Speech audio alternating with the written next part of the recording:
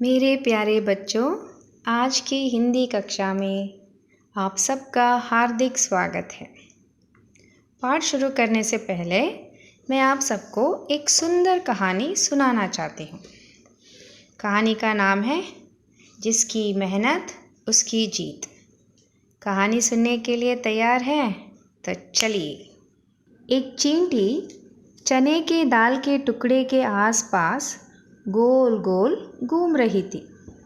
इसे देखकर टीलू ने पूछा, चींटी रानी, यह क्या कर रही हो?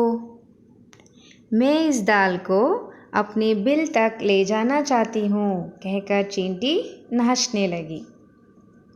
मैं तुम्हारे बिल तक पहुँचा दूँ? टीलू ने हमदर्दी से पूछा।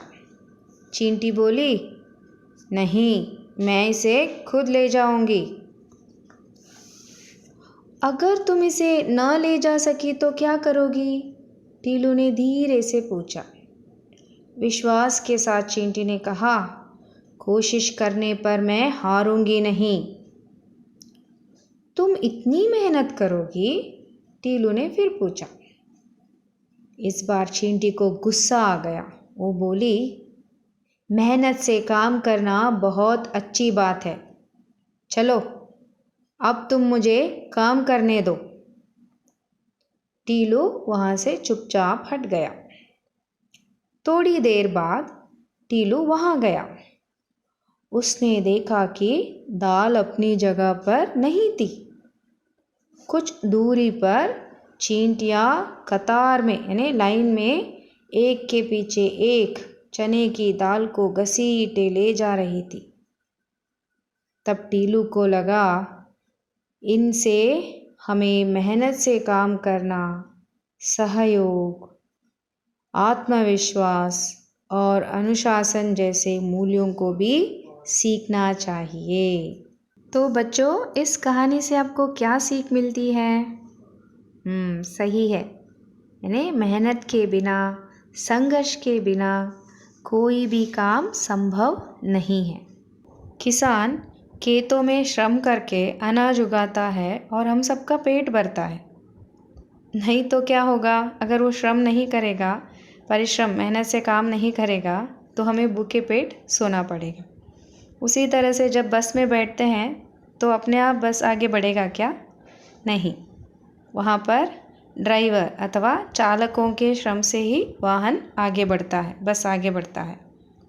उसी तरह से जब बीमार या मरीज़ अस्पताल जाते हैं तो किनके श्रम से वे ठीक हो जाते हैं वहाँ पर? अस्पताल में डॉक्टर और नर्सों के श्रम से ही मरीज़ों को, बीमारों को नया जीवन मिलता है।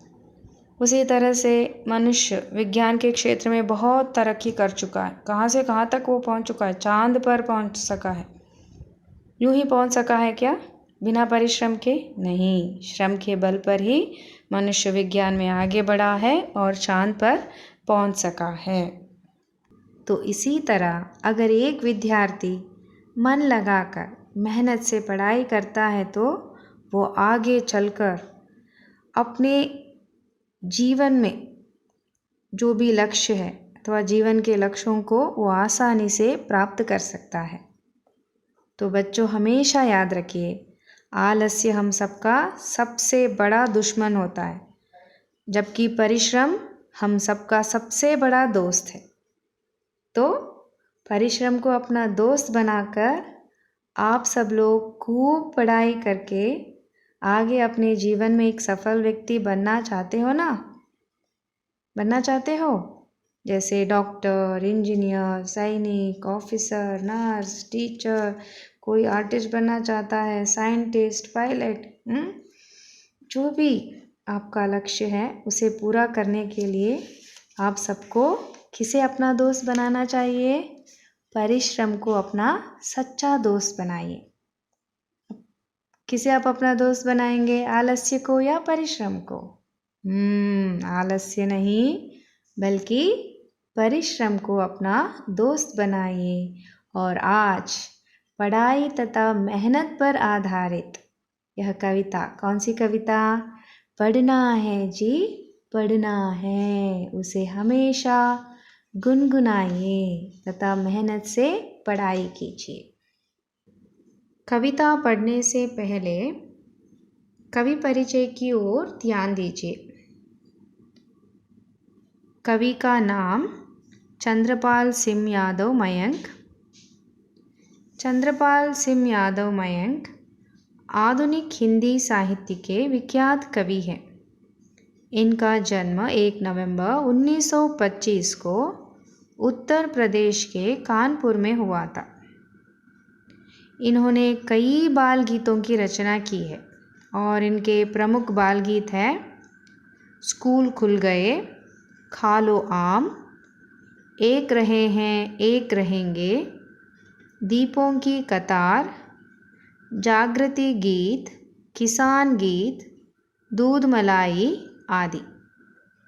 मयंक कवि चंद्रपाल यादव का काव्य नाम है। अब मैं कविता पढ़ूंगी तो ध्यान से सुनिए, बाद में हम सब एक साथ गाएंगे। कविता पढ़ना है जी, पढ़ना है। कवि चंद्रपाल सिंह यादव मयंक। पढ़ना है जी, पढ़ना है, हमको ऊपर चढ़ना है, थोड़े दिन की बात और है, जमकर खूब पढ़ेंगे हम।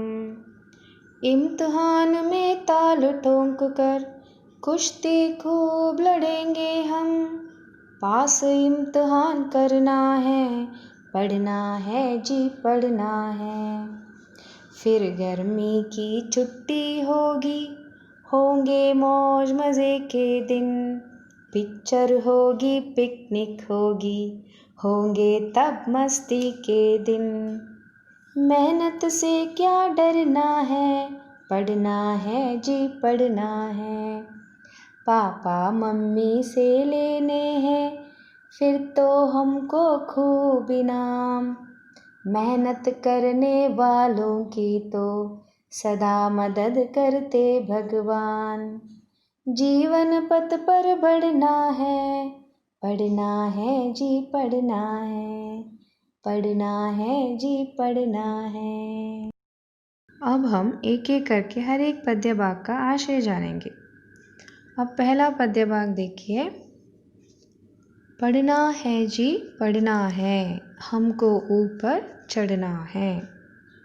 बच्चों, अपने आप से ये कहते हुए अपने आत्मविश्वास को जगाइए कि पढ़ना है जी, पढ़ना है, खूब मन लगाकर पढ़ाई करेंगे और इस लक्ष्य के साथ पढ़ाई करेंगे या मेहनत करेंगे कि हमको एक दिन ऊपर चढ़ना है। अर्थात हम श्रम के बल पर जीवन में आगे बढ़ेंगे और सफलता हासिल करेंगे। उसके बाद जो पंक्तियाँ हैं उसे देखिए। थोड़े दिन की बात और है, जमकर खूब पढ़ेंगे हम। यानी पढ़ाई करना कोई कठिन कार्य नहीं है, बहुत आसान है।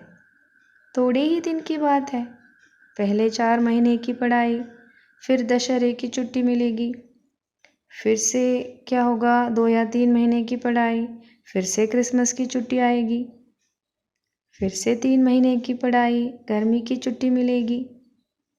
तो पढ़ाई करना कठिन है क्या?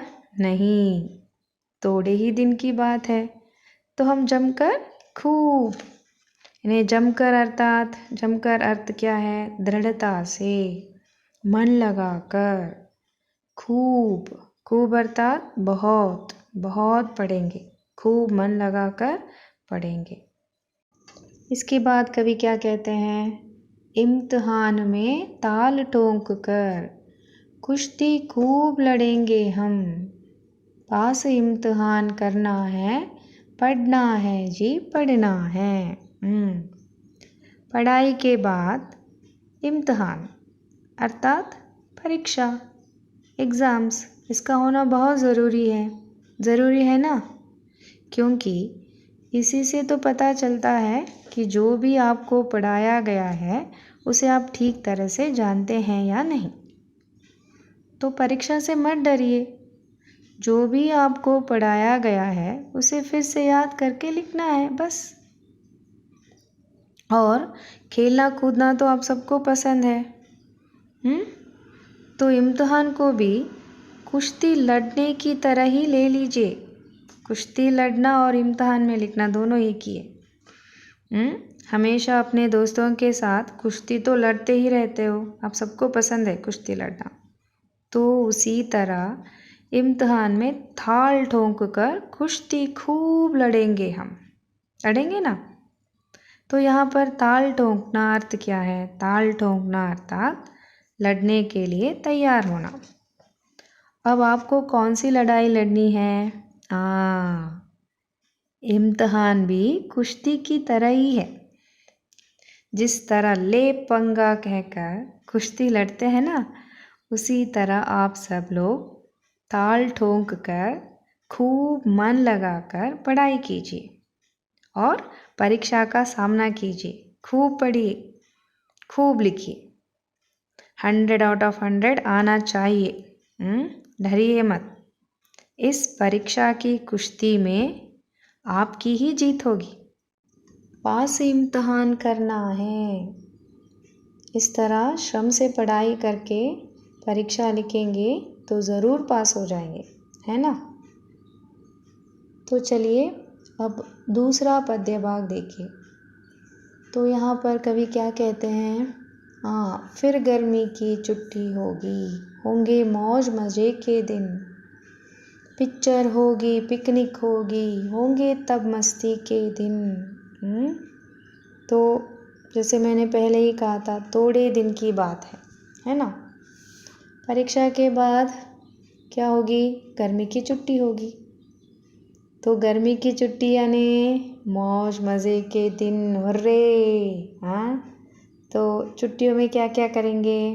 जैसे पिक्चर देखेंगे, टीवी देखेंगे पूरा दिन, पिकनिक पर जाएंगे या रिश्तेदारों के घर जाएंगे और अपने दोस्तों के साथ खेलेंगे, कूदेंगे, बहुत मौज मस्ती करेंगे, है ना? तो मौज मस्ती के बाद थोड़ी बहुत आपको मेहनत करनी है। तो मौज मस्ती के बाद मेहनत से डरेंगे क्या? नहीं, बिल्कुल नहीं। तो कहिए, मेहनत से क्या डरना है, पढ़ना है जी, पढ़ना है। अब तीसरा पद्य भाग देखिए। पापा मम्मी से लेने हैं फिर तो हमको खूब इनाम। देखिए, परीक्षा में उत्तम श्रेणी में पास हो जाएंगे तो पापा मम्मी भी खुश हो जाएंगे। आपको खूब मन लगाकर श्रम से पढ़ाई करते देखकर आपके माता पिता तो ज़रूर खुश हो जाएंगे और आपको खूब इनाम अर्थात पुरस्कार देंगे। तो खूब पढ़ाई करके अपने पापा मम्मी से खूब इनाम लेना चाहते हैं, पुरस्कार लेना चाहते हैं, तो क्या क्या चाहते हैं अपने पापा मम्मी से? अभी से एक लिस्ट बनाकर रखिए और परीक्षा के बाद मांग लीजिए। बच्चों, और एक प्रमुख बात हमेशा याद रखिए और वो है, मेहनत करने वालों की तो सदा मदद करते भगवान। देखिए, जो मेहनत करता है उसकी मदद कौन करता है? भगवान करते हैं। जीवन पथ पर बढ़ना है, पढ़ना है जी, पढ़ना है। तो जीवन पथ पर, पथ अर्थात मार्ग या रास्ता। तो इस तरह जीवन में अगर आप आगे बढ़ना चाहते हो तो बच्चों खूब पढ़ाई करो और हमेशा इस लक्ष्य के साथ आगे बढ़ो कि जीवन पथ पर बढ़ना है, पढ़ना है जी, पढ़ना है। कैसी है यह कविता? अच्छी है ना? तो यह कविता आपको कंठस्थ करना है, इसलिए मेरे साथ फिर से गाइए और कविता को कंठस्थ कीजिए। पढ़ना है जी पढ़ना है, हमको ऊपर चढ़ना है। थोड़े दिन की बात और है, जमकर खूब पढ़ेंगे हम। इम्तिहान में ताल ठोंक कर कुश्ती खूब लड़ेंगे हम। पास इम्तिहान करना है, पढ़ना है जी पढ़ना है। फिर गर्मी की छुट्टी होगी, होंगे मौज मज़े के दिन। पिक्चर होगी पिकनिक होगी, होंगे तब मस्ती के दिन। मेहनत से क्या डरना है, पढ़ना है जी पढ़ना है। पापा मम्मी से लेने हैं फिर तो हमको खूब इनाम। मेहनत करने वालों की तो सदा मदद करते भगवान। जीवन पथ पर बढ़ना है, पढ़ना है जी पढ़ना है। पढ़ना है जी पढ़ना है। आज का गृह कार्य इस प्रकार है।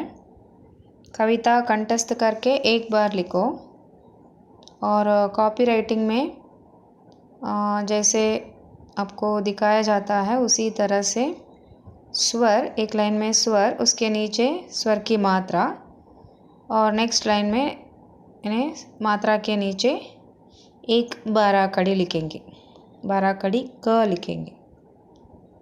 स्वर अ टू अह, उसके नीचे मात्रा, स्वर की मात्रा और उसके नीचे 12 कड़ी क से लेकर कह तक लिखिए।